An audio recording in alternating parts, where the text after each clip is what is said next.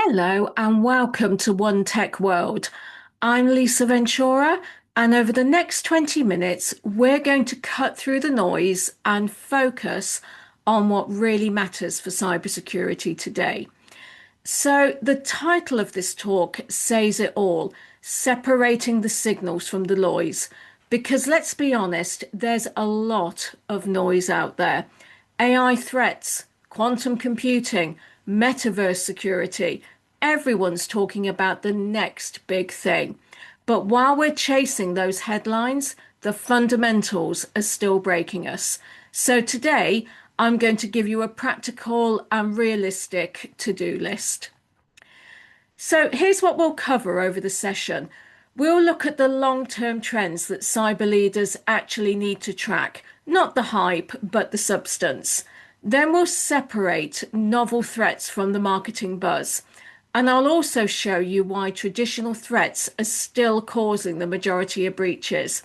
And we'll also look at what industry sectors are getting hit the hardest and why. Most importantly, we'll end the session today with some expert insights and best practices that you can actually implement in your organization. So the content in this talk isn't just theoretical, it's actionable. So let's start with some uncomfortable truths. Despite all the talk about AI-powered attacks and sophisticated threat actors, here's what's actually happening. Password guessing attacks remain a top breach vector. Out-of-date infrastructure continues to be exploited. And inadequate configurations, yes, all the basics, they're still creating very easy entry points for attackers. Basic cybersecurity hygiene is still failing at enterprise scale. And here's the question that I want you to sit with for a moment. Are we solving the wrong problems? Because while we're investing millions in advanced threat detection, the reality is that most breaches happen because someone guessed a password or exploited an unpatched system. The fundamentals are the problem, and we need to face that head on. Now, I'm not saying that we should ignore emerging threats. So let me show you the three big picture trends that cyber leaders should focus on.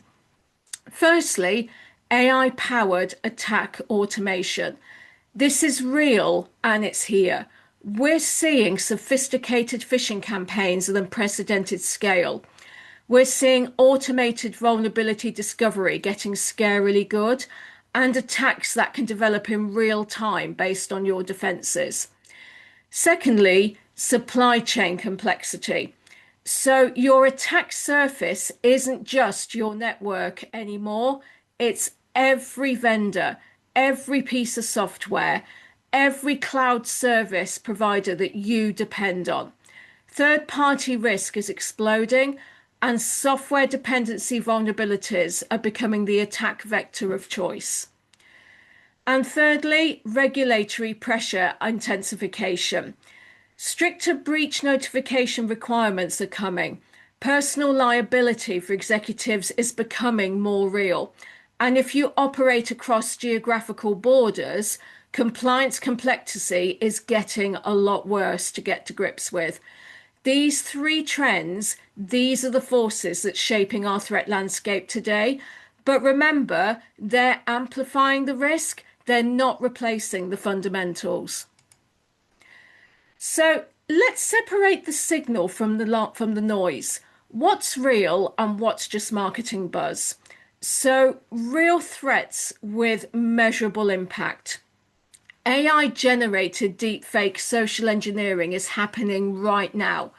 We've seen CFOs tricked into transferring millions because a deepfake video or a piece of audio looked or sounded exactly like their CEO. And that's real. Quantum-resistant cryptography transition vulnerabilities. We need to look at starting to plan for this now, because the transition itself will create vulnerabilities even before quantum computing becomes a threat. And in the Internet of Things, botnet sophistication targeting critical infrastructure, This is the kind of thing that actually keeps me up at night because this is just not theoretical anymore. And look at overhyped but worth monitoring. I'd say consumer grade AI becoming malicious, blockchain based attacks, metaverse security. They're on the radar, but they're not where you should be perhaps looking at spending budget. And still mostly hype, I'd say quantum computing breaking current encryption. We're looking at a 10-year plus timeline for that minimum. AGI powered cyber warfare, that's science fiction masquerading as risk assessment. So focus your resources on the real threats. Don't let vendors sell you solutions to problems that you won't face for at least a decade. So, if the fundamentals are so critical, why do they keep failing? Let me break down some of the root causes. Technical debt, legacy systems that can't be updated quickly. You know the ones, they're running your business, but they're also running Windows Server 2008. Resource allocation. And here's a really painful statistic because 80% of the average security budget goes to compliance activities and only 20% goes to actual security. We're checking boxes instead of reducing risk. The skills gap. We have a severe shortage of practitioners who understand both legacy systems and modern threats. And it's not about just finding people who know cloud security. You need people who can secure a 15-year-old manufacturing control system that talks to the cloud. Executive misalignment. Boards want to talk about AI threats and nation state actors, but the CFO doesn't want to hear about spending money on password management, for example. That's a fundamental disconnect. The impact of this 67% of major breaches this in 2025 involved preventable basic cybersecurity failures. Let that sink in for just a moment because two-thirds of major breaches were preventable with basic cybersecurity hygiene. So let's look at what sectors are getting hit and why. And in 2025, three sectors really stood out. Retail saw a 34% increase in breaches. And I know that if I mention Marks and Spencer's, the Co-op, Harrods, I'm sure you've heard about those within the mainstream media, all very high profile cyber attacks that happened last year. And why was this? Well, many retailers are running legacy point of sale systems that can't be patched efficiently. They often have highly interconnected e-commerce platforms and high value personal data, including payment information. So a single retail chain might have hundreds of legacy terminals and devices that have never been updated and never will be. Each one is a potential entry point. Financial services as well saw a 28% increase. The culprit of this? API vulnerabilities as fintech explodes, third-party integrations that create massive attack surfaces, and gaps in regulatory compliance despite heavy oversight. And manufacturing, 41% increase, which was the highest of all. And again, I think I only have to mention Jaguar Land Rover, which was another very high profile cyber attack that took place last year, which took weeks for the production lines to be restarted following that attack and cost billions. It actually went on record as being the most costly cyber attack that has happened to date. So this is often driven within manufacturing by things like the Internet of Things and operational technology convergence, ransomware specifically targeting production lines, and supply chain attacks. Now, manufacturing is particularly vulnerable because downtime costs are astronomical, as we saw with Jaguar Land Rover. So if you're in any of these sectors, you need to understand that you're in the crosshairs. And the attack patterns are sector specific, and your defenses need to reflect that. So let's talk about passwords for a minute. And I know We've been talking about the password problem for many years, but here's why it won't die. Last year, 81% of breaches involved weak or stolen passwords. The average enterprise has over 1,200 shadow security as a service applications.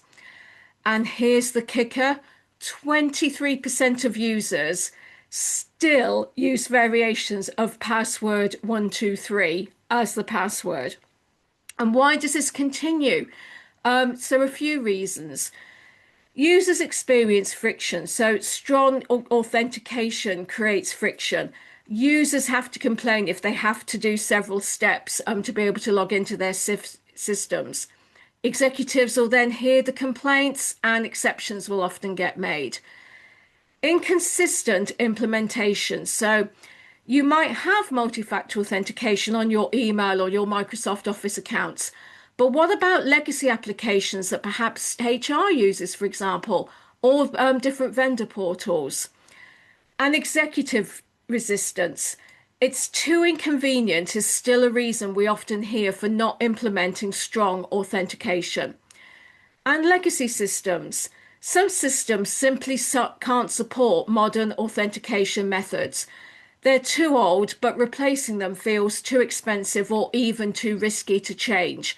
So the solution isn't just technical, it's organizational. You need the board on board. You need executive sponsorship, consistent policy, and a willingness to accept that some user friction in exchange for massive risk reduction is needed. So let me give you a roadmap of where to focus your worry and your resources. So I'd say immediate concerns for the next 6 months. Unpatch remote access systems. If it's incident facing and hasn't been patched in the last 90 days, you've got a problem. Unsecured cloud storage configurations. We often still see S3 buckets with customer data wide open and third-party vector access when the reviews come up. So when was the last time you audited who exactly has access to your systems? Get that done straight away. Medium term, over the 6 to 18 month period, AI assisted social engineering is going to get very much more sophisticated. So look at your supply chain software dependencies because your software is built on thousands of open source libraries and any one of them could have a vulnerability. And geographical cross-border data governance is becoming a minefield with conflicting regulations. And then for the long term, over the next 18 months or so, start planning for quantum cryptography transition now, even though the threat is years away. So just begin to be thinking about post-digital identity architectures. And don't ignore climate-related infrastructure resilience. The physical security of data centers matters too. And I think this should be your prioritization framework. And don't try to do everything at once. Start with a few immediate quick wins and then move to the longer term, medium term, and then plan for the more longer term as well. So let's flip to the positive side. Where do these smart investments actually pay off? So zero trust architecture.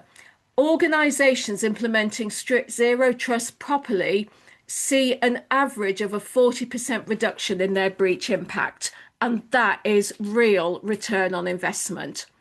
Automated patch management. Organizations will often see a 60% reduction in vulnerability windows. So instead of waiting weeks or months to patch, you can reduce that to days or even hours. Security skills development. Internal training programs show a 3-to-1 return on investment. So training your existing people will often work out to be cheaper and much more effective than trying to hire unicorns in a very competitive market. Emerging opportunities. So AI-powered threat detection, when properly implemented, and I stress properly, can be massively transformative. Cloud native security tools that scale with your business, they can eliminate a lot of infrastructure overhead. And integrating security into DevOps workflows means security becomes everyone's job and not just the CISO's problem. The opportunity here is we know what works. We don't have to guess. The data is clear on what provides actual security improvements versus what just makes us feel better. So, I've been talking to industry leaders about what they're seeing this year in particular, and three consensus themes emerged. And the first one was around back to basics. Almost everyone I spoke to agrees we need to focus on the fundamentals of basic cybersecurity hygiene practices before chasing more advanced threats. This is a big one and something I'm working on massively this year, and it's human-centric security. Technology alone won't solve security. And while technology is, of course, important, you need people, process, and culture. So train your employees to spot cybersecurity threats. This is absolutely critical. And integrated by design. So security must be built into business processes from the start and not as a bolt-on afterwards. Now, of course, there are some contrarian views as well, because some experts advocate for AI first security strategies. Others will push for complete infrastructure replacement rather than patching. And there's an ongoing debate about the quantum computing timeline urgency. But my take is that even the experts can disagree on specific tactics. However, everyone agrees on one thing, and that security requires systemic, sustained effort. There's no silver bullet and no one single thing or product that fixes everything. So let me give you an essential to-do list, and I'll break it down into foundational and evolution. So what to do first and what to do next. So foundationally, do these things first. Complete an asset inventory and risk assessment. You cannot protect what you don't know that you have. Implement multi-factor authentication if you haven't already everywhere possible. And I do mean everywhere. No exceptions unless there's a legitimate technical constraint. Establish a regular patch management rhythm, not ad hoc, not reactive, but regular and disciplined. And create your incident response playbooks and actually test them. So, tabletop exercises, not theoretical documents that just sit on computers somewhere or servers and just gather dust. And evolution, look at doing these things. Deploy zero trust network architecture. This is a journey, not a destination, but you need to start somewhere. So look at perhaps automating your security monitoring and response. You can't hire enough people to watch everything manually. Integrate security into your development life cycles and your business processes and practices. Security can't be the team that says no at the end. They need to be embedded from the very start. And here's where culture comes in, because culture underpins it all. The best technology in the world fails without a culture that values security. Build cybersecurity awareness into your company culture at every level. So let's get practical. What should you actually do about all this? And I've broken this down into two timeframes for leadership. Things you can start tomorrow and things you could perhaps tackle next month. So immediate actions that you can start tomorrow, that is the quick wins. Review your incident response contact lists. When a breach hits at 2 a.m., you don't want to be hunting for those all-important contact numbers for the people that need to know about it. Test your backups. Actually restore everything from them. Don't discover that they don't work during a ransomware attack. Audit administrative access, former employees, old contractors, clean up who has the keys to your kingdom. Check patch status on internet-facing systems. These are your front doors. Don't leave them wide open. And then short-term actions for, say, next month. Run a tabletop exercise with leadership.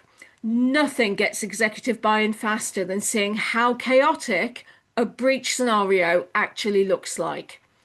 Review your vendor risk assessments. Supply chain attacks are everywhere, so know who has access to your data. Access your security tools. Are they integrated and actually being used? Or do you have 15-point solutions that don't actually talk to each other?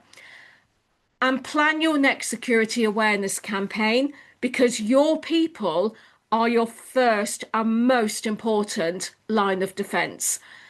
And the key with all of this is momentum. But start tomorrow, because these actions can reduce your risk immediately. So let me leave you with 4 critical messages. Firstly, the fundamentals still matter the most. Don't chase shiny new threats while ignoring basic security hygiene, because the boring stuff is what's killing us. Context matters. Your security strategy must fit your industry, your size, and your specific risk profile. So healthcare security will look very different from manufacturing security, for example. And small company security is very different from enterprise security. One size definitely does not fit all. Thirdly, and this is important, people are the key. Technology solutions will fail without proper human oversight, support, and the right culture. So invest in your people and train them well. Fourthly, security is continuous improvement. It's a journey. It's not a destination, and it's certainly something that you're ever done with. Successful security requires a disciplined focus on both traditional and emerging threats, with a heavy emphasis on execution over strategy. Strategy is easy because everybody can have a strategy. It's the execution that's hard, but it's the execution where it matters. So I've put some key resources to back up some of the stats that I talked about in this talk, and I've listed them all here for you, and I'll ensure that a copy of this deck is available following my talk. So thank you so much for listening today. And if you have any questions at all, either now or if you would like to continue the conversation afterwards, I'll be online and on One Tech World for the rest of today's event. You can also contact me through the AI and Cybersecurity Association. I've popped the contact details on the screen. My LinkedIn profile is also there as well. And you can find out more about me and what I do at the AI and Cybersecurity Association at www.aisec.org.uk. So thank you very much indeed for listening to me today. I hope you found what I've talked about useful. Do please get in touch, and I hope to speak to you soon. Thank you.